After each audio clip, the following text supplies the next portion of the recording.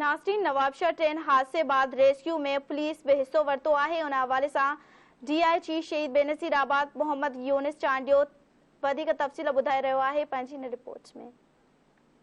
नाज़रीन, अफ़सोसनाक वाक़ियो हज़ारा एक्सप्रेस जेका डीरेल थी उते सरहड़ी भरिसां हिन वक़्तु असां सां गॾु मौजूदु साईं DIG साहब शहीद बेनज़ीराबाद मोहम्मद यूनिस चांडियो साहब असां सां गॾु मौजूदु आहे। साईं जिन खां सूरत हाल पुछंदासीं हिन वक़्तु छा सूरत हाल आहे? अस्सलाम वालेकुम साईं। वालेकुम अस्सलाम जी। रेस्क्यू एफर्ट जीअं ई ख़बर पई 10 मिंटनि अंदरि पुलिस पहुची वई ऐं असां मोबाइलनि में जेके बि डेड बॉडीज़ हुयूं या ज़ख़्मी हुआ उन्हनि खे असां फ़ौरन मूव करायो शहीद बेनज़ीराबाद। भरिसां RHC रूरल हेल्थ सेंटर सरहाड़ी हुयो, उन खां पोइ वरी ट्रॉमा सेंटर शहीद बेनज़ीराबाद उन्हनि खे मूव करायोसीं। तक़रीबन 20 खां मथे डेड बॉडीज़ पहुची चुकियूं आहिनि ऐं काफ़ी तइदाद में माण्हू ज़ख़्मी आहिनि।